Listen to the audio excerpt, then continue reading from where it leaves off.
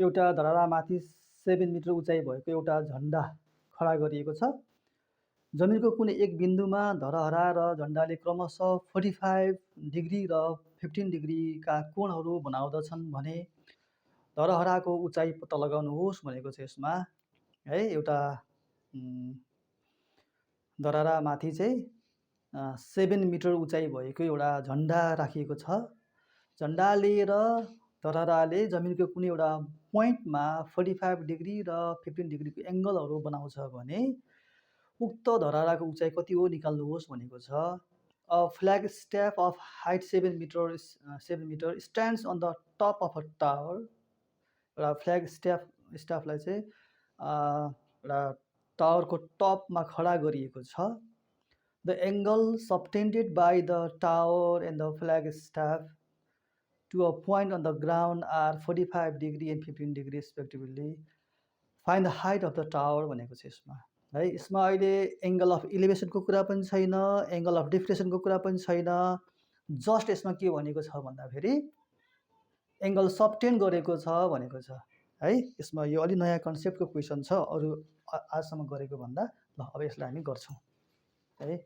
ल अब यो क्वेसनलाई सोल्युसन गर्नतिर लागौँ। के छ, 7 मिटर उचाइ भएको खडा गरिएको छ, 45 डिग्री बनाएको छ त्यो धरहराले र 15 डिग्री चाहिँ के त 15 डिग्रीको चाहिँ झन्डाले बनाएको एङ्गल बनेको छ है त। यो आधारमा अब यसलाई हामी सल्भ गर्न गइरहेको छौँ। यो 2 वर्ष सोधेको क्वेसन रहेछ, 2068 साल र 2060 सालमा। ल अब यो क्वेसनतिर हामी सल्भ गर्नतिर लाग्छौँ है। ल यहीँबाट सुरु गरौँ यसलाई।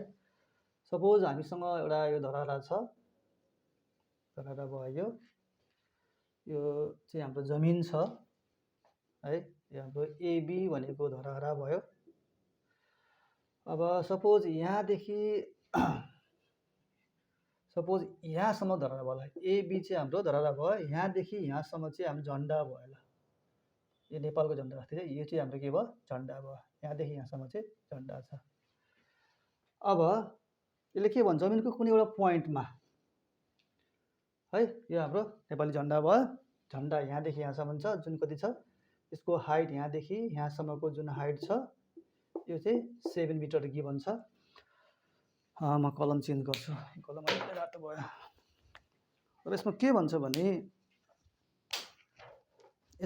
भने झन्डाले र यो घरले जुन हाउस यसरी यो टावरले यसमा बनाएको सबटेन्ड गरेको एङ्गल भन्नाले मैले यहाँदेखि यो जोड्दाखेरि यो भनेको के भयो त, हाम्रो टावर भयो। टावरले यो पोइन्टमा सबटेन्ड गरेको एङ्गल कति छ, 45 डिग्री छ। यस्तो भनिन्छ नि त, यो 45 डिग्री भयो है। जस्तै वृत्तमा भनिन्छ नि त, वृत्तमा सर्कलमा चाहिँ यो एबी भन्ने आर्कले सेन्टरमा सबटेन्ड गरेको एङ्गल भन्नाले यो ठ्याक्कै आर्कको लेन्थ हामीसँग एबी छ भने यो एङ्गललाई के भन्छ, angle subtended by the arc AB भनिन्छ। त्यसै गरी मैले यहाँतिर सी लियो भने यो बिसीले सबटेन्ड गरेको एङ्गल के हो, यो बिटा भयो। तर यसमा अहिले एसीले सबटेन्ड गरेको एङ्गल चाहिँ यो पुरै हुन्छ के हो। त्यही कन्सेप्टमा छ भनेपछि यो जुन टावर छ, टावरले सबटेन्ड गरेको एङ्गल भन्नाले योदेखि यहाँ यो जोड्दाखेरि जुन एङ्गल बन्छ यो एङ्गल के हो, यसले सबटेन्ड गरेको एङ्गल हो। त्यसै गरी झन्डाले बनाएको एङ्गल भन्नाले यो र यो पोइन्ट जोड्दाखेरि कति हुन्छ त, यो र यो जोडौँ।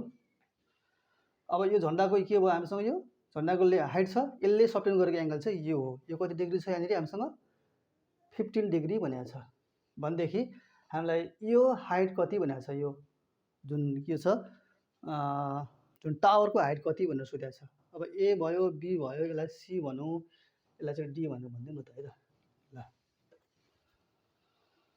ल अब यहाँ दिएको कुराहरू लेखौँ त। लेट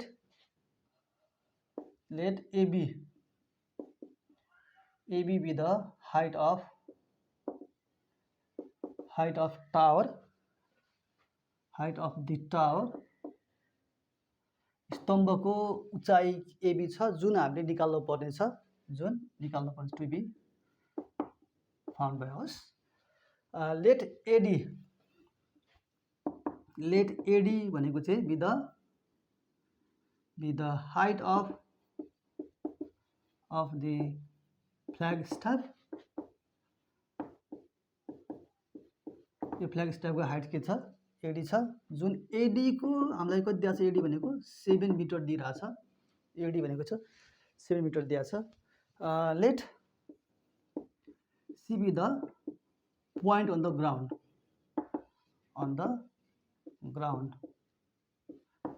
को कुनै point हो जहाँ चाहिँ झन्डा र त्यो जुन स्तम्भ छ जुन त्यो टावर छ त्यसले एंगलहरु सब्टेन्ड गर्छ भनेर भनौं यहाँनिर अब यसमा जुन यो 45 डिग्री भएपछि यो पनि के हुन्छ 45 डिग्री हुन्छ हो यो र यो के हुन्छ हाम्रो बराबर हुन्छ यदि हामीले यसलाई x मान्यो भने यो पनि कति हुन्छ x हुन्छ है हियर अब यसमा के छ भने कुन ट्रायंगलमा त यो एबीसी भन्ने राइट एंगल ट्रायंगल हेर्यो भने है इन ट्रायंगल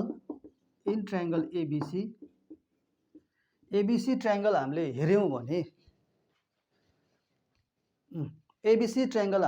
भने यसमा के हुन्छ भने यो एबी को लेन्थ र बीसी को लेन्थ के हुन्छ बराबर हुन्छ एबी = बीसी हुन्छ किन त एंगल C = एंगल को छ त ए छ के यहाँनिर एंगल C = एंगल ए छ ए भएर हो अब यसलाई मानौं न त से AB = BC = x भनेर मानौं न त x भनेर हामीले मान्यौं अब हामीले निकाल्न पर्ने त्यही x को भ्यालु हो है त अब यो ठूलो ट्रायंगल तिर जाउँ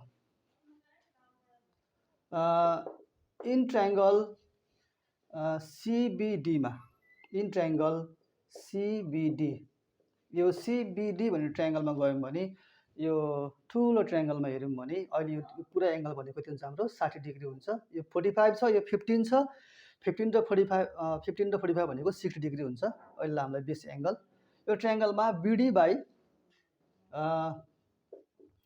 बाइ CB लिउँ न त CB लियो भने P बाइ B भनेको 10 हुन्छ कति हुन्छ 10 हुन्छ यो हामीको हामीसँग 60 डिग्री छ है त ल अब हामीलाई जे भ्यालु थाहा छ त्यो सबै राखौं त अब BD त BD भइहाल्यो